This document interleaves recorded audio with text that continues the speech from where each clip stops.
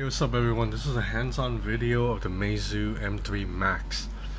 This is the newest phone from Chinese company Meizu. It just came out like 10 days ago.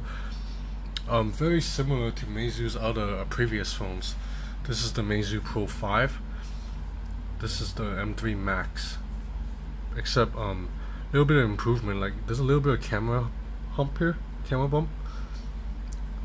This camera here is flush. It's a 13 megapixel back camera. It's a big phone, 6-inch screen, 1080p display.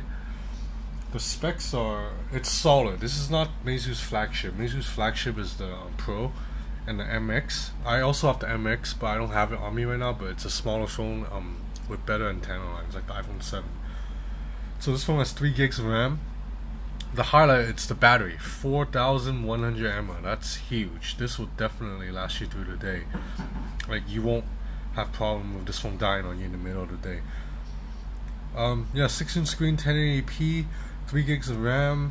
It runs MediaTek Helio P10, which is not the newest chip. Meizu's last phone has a more advanced chip. So about this phone, what I like about Meizu, the software, Flyme, either Flyme or Flim, I don't know how to pronounce it, is that everything uses one button. I don't know if you can see, let me make it one button. And this button you can press into, it's a physical button. It serves as both a home button, if you press it, it's home button, and also a back button. So let me give you an example. For example, if I click in the gallery, let's see. Okay, so if I press into it, if I tap, it goes back. Oh, what's my lighting on weird now? Sorry about this. If I tap again, it goes back out. And meanwhile, if I press the button, it will just go back out immediately because it'll be like the home button. So you press it, it goes back. So it's pretty clever. You press it, it's a home button. You tap it, it goes back. I think the iPhone 7 with its new button should have implemented something like this, because there's no point in just having a button if you don't let users have like some more features on the button. You know, like for example, you can also turn off the screen by holding the button, and it's pretty cool. And the phone has a lot of these gesture shortcuts too when this phone is off. Like I haven't said it yet, but if you like draw a V, you can open the camera. You draw like M, you can open Google Maps. It's like really cool. So anyway, as I mentioned, this is a huge phone. This is the LG V20, and this is even bigger than the V20. But granted, it's a 6-inch screen. V20, already a huge phone, 5.7-inch screen with a second display. But you see, Meizu's M3 Max is a little bit taller and a little bit wider. So this is a big phone, because this phone is the V20 is about the same size as the iPhone 7 Plus and the Nexus 6P. So those are both huge phones. If you compare them to the Samsung Galaxy Note 7, this is a 5.7-inch display. So the display is only a little bit smaller than this, but it's quite a bit smaller. I mean, it's pretty drastic. Look at how much shorter it is and how much thinner it is. So I really like this phone, the Galaxy Note 7, because it's just, I like that they give you a big screen in such a little body.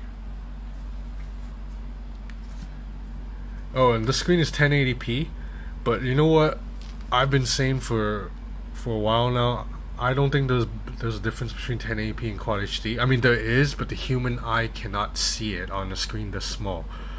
Like a lot of tech geeks claim they can see the difference, but I think that's bullshit. Like if you open Instagram or Facebook, or you're watching YouTube, there's no difference at all. Maybe you can see the difference if you're looking at like a really high resolution photo blown up all the way to the front, but even then that's like minor. Basically 99.9% of the human population won't be able to tell the difference. So 1080p screen's more than enough. Oh, and Meizu build quality is very nice, but you know, every Chinese phone, it's very nice now. Like craftsmanship's very nice, metal unibody. I don't know why they brought back the straight antenna lines when the MX6 has the curved ones like the iPhone 7, so it looks a little bit better. Oh, and this phone for some reason goes back to USB like the normal USB 3.0, not USB-C. Because Meizu had made the jump to USB-C for like a year. This is the Pro 5. It came out last year. It uses USB Type-C.